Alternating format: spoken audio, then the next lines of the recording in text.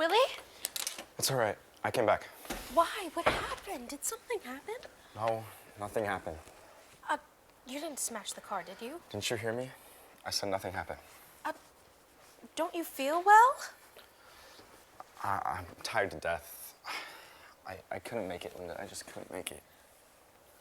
Where were you all day? You look terrible. I got as far as a little above Yonkers. I stopped for a cup of coffee.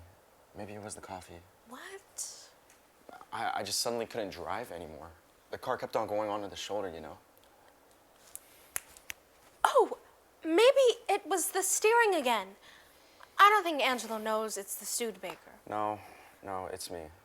Suddenly I realize I'm coming back 60 miles an hour and I don't remember the last 5 minutes of it. Maybe it's your glasses. You never went for your new glasses. No. I see everything. I came back 10 miles an hour. It took me nearly 4 hours from Yonkers. Well, you'll just have to take a rest, dear. You can't continue this way. I just got back from Florida. But you didn't rest your mind. Your mind is overreactive, and your mind is what counts, dear. I'll start in the morning. Maybe I'll feel better in the morning. Those goddamn arch supports were killing me. Take an aspirin. Should I get you an aspirin? It'll soothe you. I was just driving, and I was fine. I was even observing the scenery. You can imagine me looking at the scenery every day of the week. But it's so beautiful up there, Linda. The trees are so thick, and the sun is so warm. I just rolled down my windshield and let the warm air bathe over me. Then all of a sudden, I'm going off the road, and I completely forgot I was driving. If I'd gone over the white line, I might have killed somebody. But then I went on, and then 5 minutes later, I have such strange thoughts. Such strange thoughts, Linda. Willie, dear, talk to them again. There's no reason why you can't work in New York. They don't need me in New York. I'm vital in New England. I'm the New England man. But you're 60 years old. They can't expect you to keep traveling every week. I'll have to send a wire to Portland. I have a meeting with Brown and Morrison tomorrow at 10 o'clock about the line. Why don't you go down to the place tomorrow and tell Howard you simply can't work, or you simply can work in New York? You're too accommodating, dear. If old man Wagner was still alive, I'd be in charge of New York by now. That man was a prince. He was a masterful man. But that boy, that Howard of his, he don't appreciate it. Why don't you tell those things to Howard, dear? I will. I definitely will. Do we have any cheese? I'll make you a sandwich. No. Get sleep. I'll take some milk. I'll be up quickly. Are the boys in? They're sleeping. Happy took Biff on a date tonight. That's so. It was so nice to see them shaving together, one behind the other in the bathroom. You notice? The whole house is of shaving lotion.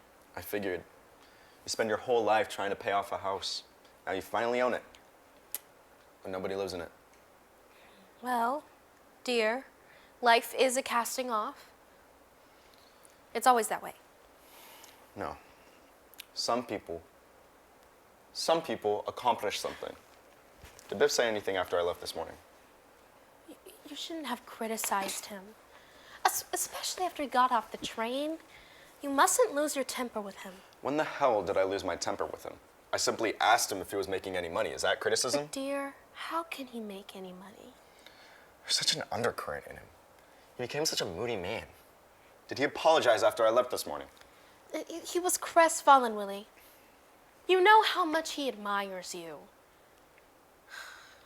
I think he's still finding himself, and I think if he does, then you'll both be happier, and you won't fight anymore. How can you find yourself on a farm? Is that a life? A farmhand? In the beginning, I thought it would be good for him to tramp around and try different jobs. But it's been nearly 10 years and he has yet to make $35 a week. He's finding himself, Willie. Not finding yourself at the age of 34 is a disgrace. Shh. The trouble is he's lazy, goddammit. Willie, please. Biff is a lazy bum. They're sleeping. Go out to eat and go on down. What brought him home?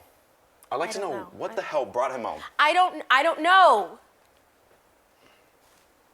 I think he's lost. I think he's very lost. Biff Loman is lost. In the greatest country in the world, the man with such personal attractiveness is lost. There's one thing about Biff. He ain't lazy. Never. I'll see him in the morning. I'll have a nice talk with him. I'll get him a job selling. He'll be big in no time. But my God, remember in high school when everybody would follow him around and how every time he smiled, their face would just light up? When he would walk down the street. Oh, Willie, dear, I got a new kind of American type of cheese today. Why do you get American cheese when I like Swiss? I thought it would be a change. I don't want to change. I want Swiss cheese. Why am I always being contradictory? I thought it would be a surprise. Can we open up a window in here, for God's sake? They're all open, dear. The way they boxed us in here. Bricks and windows. Windows and bricks. We should have bought the land next door. The street is lined with cars. There's not a breath of fresh air in the neighborhood.